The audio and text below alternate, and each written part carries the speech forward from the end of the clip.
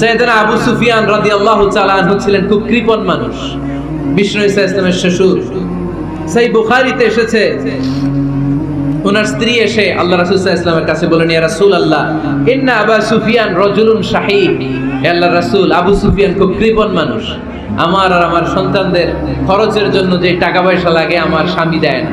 এখন আমার স্বামীর অনুমতি ছাড়া সিন্ধুক থেকে টাকা নেয় আমার জন্য জায়েজ কিনা? আল্লাহর হাবিব বললেন, হ্যাঁ, স্বামী যদি কৃপণ হয় তাহলে ফ্যামিলির খরচের জন্য যতটুকু দরকার অতটুকু নিতে পারবা, ওইটারে ক্ষমা করে দিবে কে?